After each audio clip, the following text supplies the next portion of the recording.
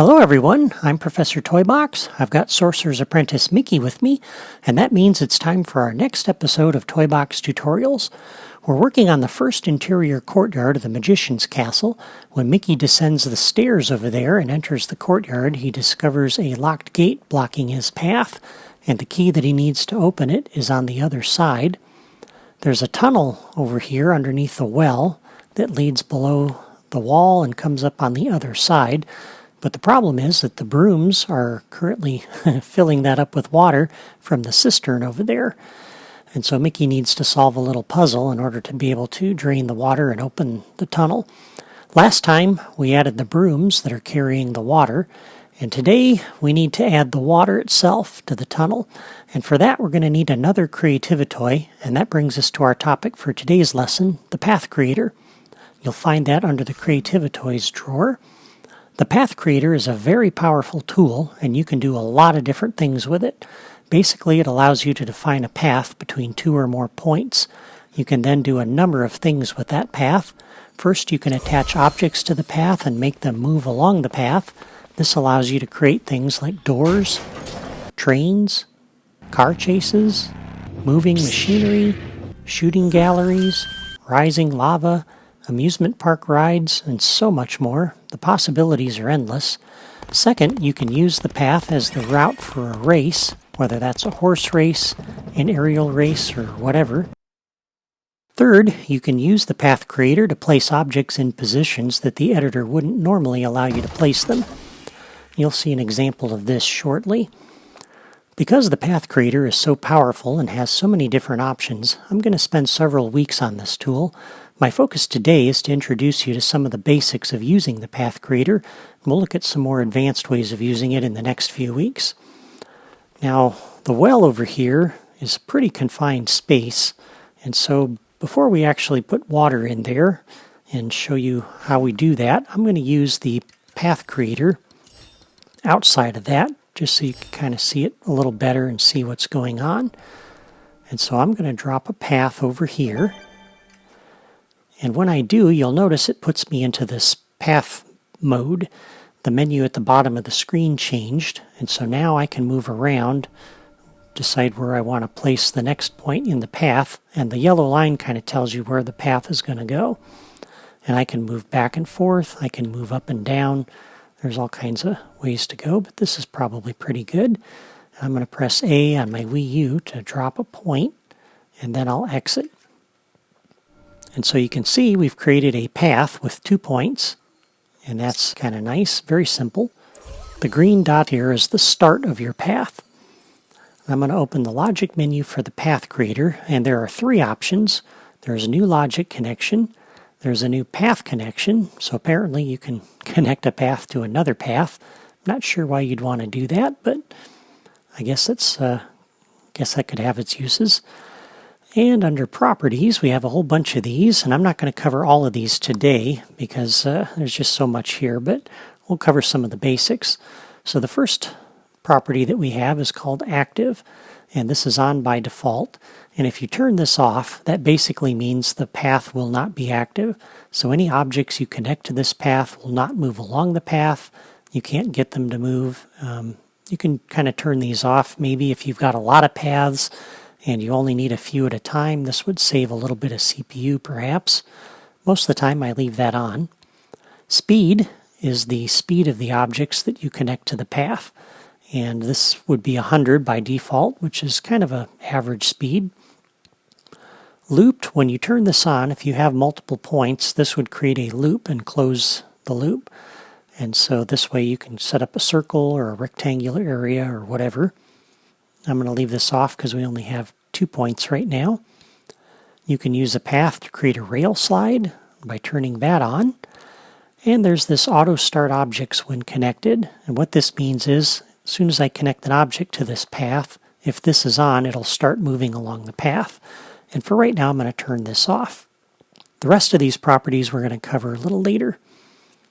So I'm going to go back and exit out of that. The next thing we need is an object to connect to the path, and I'm going to go ahead and drop a block from the blocks drawer. Just a basic block, and I'm going to put this right here for now. And the other thing we'll need is a couple of buttons. And I'm going to go ahead and just pick this up and put it down real quick, just so I can get back to this drawer fairly quickly. And I'll drop 2 buttons right here. Alright, so to connect an object to the path, I'm going to select the object in Spark mode here, and you'll notice the logic menu is available for this. If you select an object that you can't connect to the path, you'll notice, like for this building piece, the logic menu is not available, so I can't do that. But for this one it is, and if I open the logic menu, there's a new path connection, so I can select that, and I can come up here to the path and connect it.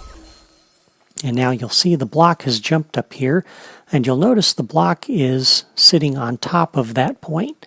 And that's important to note, because the objects that you connect will always sit on top of these points.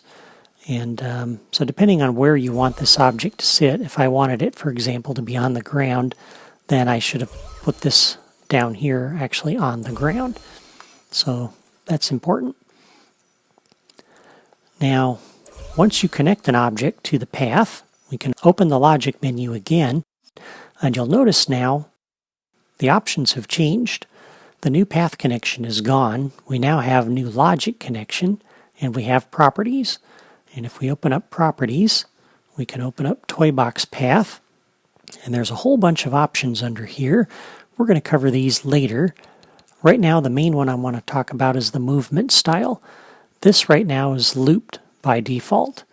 And what this means is, in this 2-point path, as soon as I start this object moving along the path, when it reaches the end, it's going to jump back to the beginning and continue moving. And when it reaches the end, jump back to the beginning and continue moving. And so I don't really want that behavior. That doesn't make sense for this path. But we have some other options here under movement style. We have one way and stop, so it'll go to the end of the path and stop. Back and forth means when it gets to the end of the path, it'll back up and come back this way along the path. And there's several other options here, as you can see. For right now, I'm going to use one way and stop. And now to get it moving, we need to use the buttons that we dropped. So for this one, I'm going to connect this up so that when the button is pressed, we'll come over to the logic for the path creator.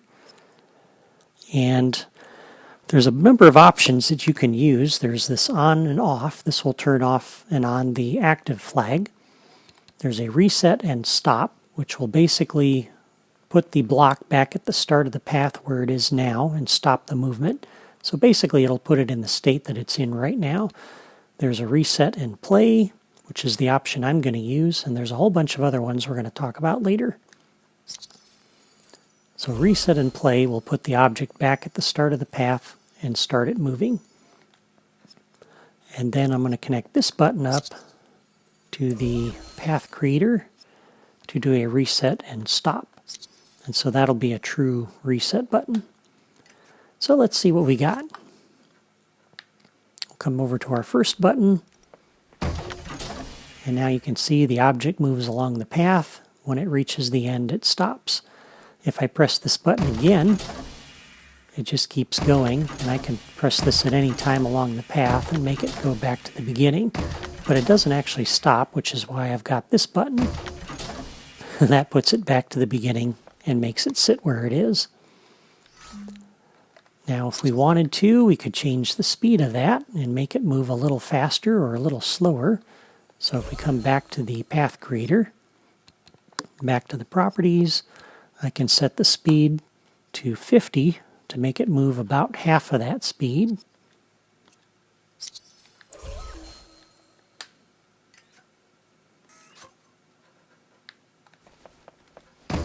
And now it moves a little bit slower.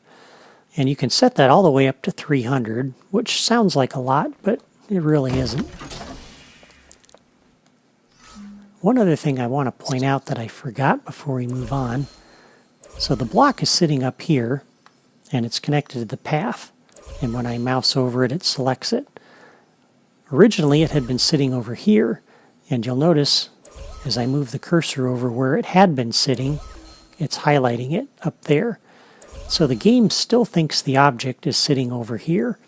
And so when you go to connect an object to the path, it's usually a good idea when you place this object in the environment to put it someplace where the player isn't going to be running around. And I usually put it underneath the terrain or someplace like that. And so that way it's out of the way and you don't run into this problem. So I wanted to point that out before we went on. So now let's go ahead, and you've seen the basics of how that works. And I'm going to move these buttons over here for right now, next to the well. And we'll go ahead and put a block of water inside the well and make that move there. So we've got our buttons over here now. And let's start with the path creator. And we're going to start with where I'd like the water level to be. And I'm going to put that right here. This isn't going to work, but I'll show you why in a moment. And now you'll see this time, for whatever reason, it didn't put us in point mode. So to get it into point mode, we'll have to come into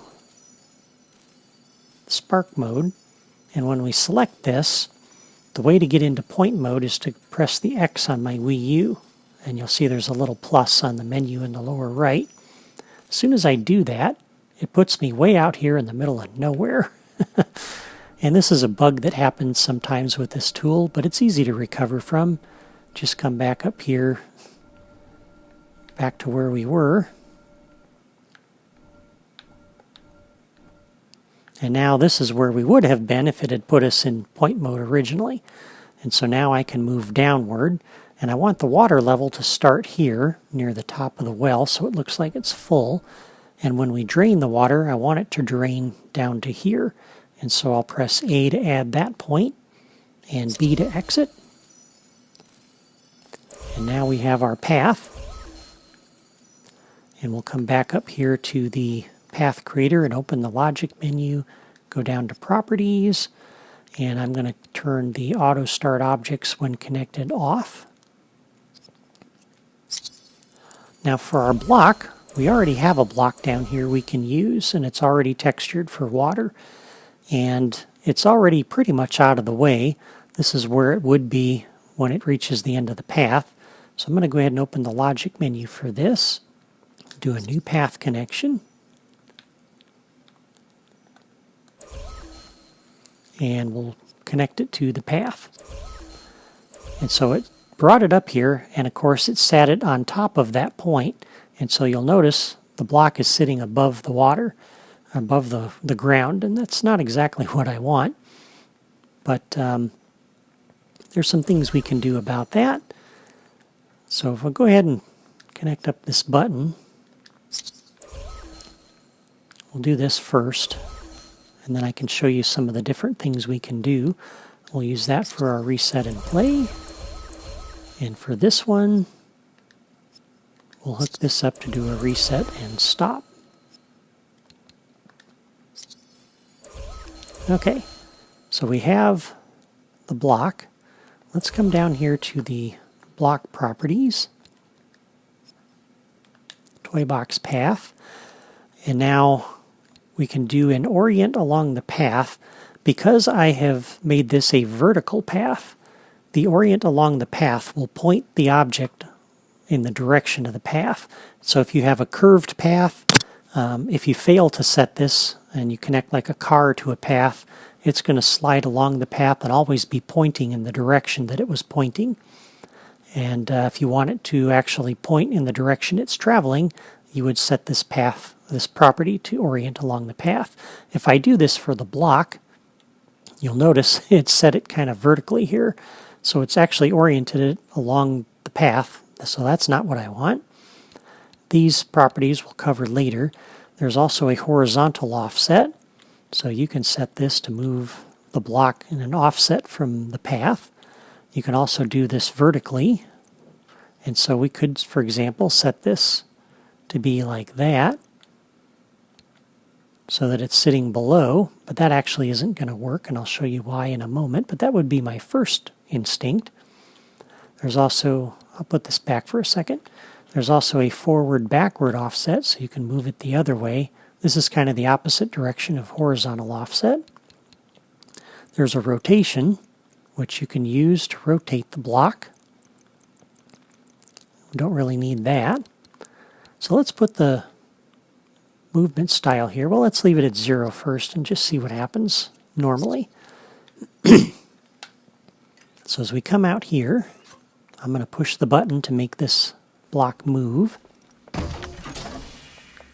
And you can see it's going down and it's looping.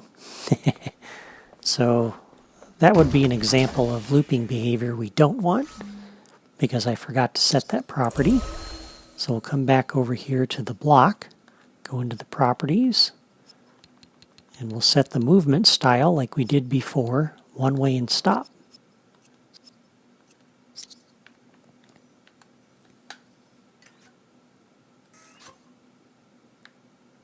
And as we press the button, the water level goes down, reaches the bottom and stops. And that's perfect. That's exactly what I want. So we'll come back out of there. Before we do that, let's go ahead and reset it. But as I said, I don't really want it sitting up here this high. So one option we could try, which is something I would prefer to do but isn't going to work, but I'll show you anyway, is if we set the vertical offset to -1. Now that's offset and it looks like the well is full, and that's exactly what I want to see. But when we push the button, you'll see the vertical offset carries all the way along the path. And so this block is always at that offset, and that's too low. That is not going to work at all. And so we'll have to put that offset out, take that offset out. So we'll come back to our block, back in the properties. And I'm going to go ahead and put the offset back to 0. So now it's sitting where it should be sitting. So since that isn't going to work, the other option is we can move the path down.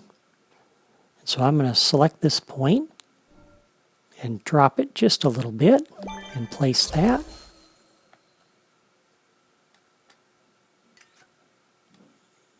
Oops, I'm trying to get out of Spark mode, but I want to get out of the well first.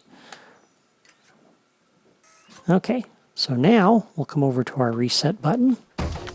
We push that, and so the well is still going to work. The water still looks like the well is full, just not quite as full as I might like.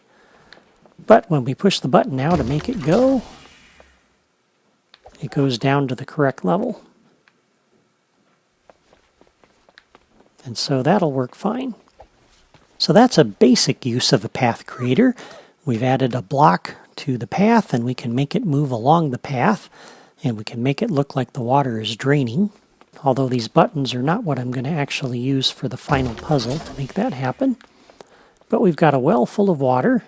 Now we need to build the puzzle that Mickey has to solve to drain it. But I'm not done covering the path creator yet, so we're going to spend a few more weeks examining the other properties and logic connections to see what else the path creator can do. Until next time, I want to thank you for watching, and I hope this lesson and this series has been helpful for you so far. If so, please give it a like and leave a comment to let me know how I'm doing. If you love Disney Infinity and you haven't already signed up on my blog or subscribed to my YouTube channel, you should do that so you don't miss my next episode. For now, Mickey and I are signing off from my Fantasia toy box, and we'll see you next time.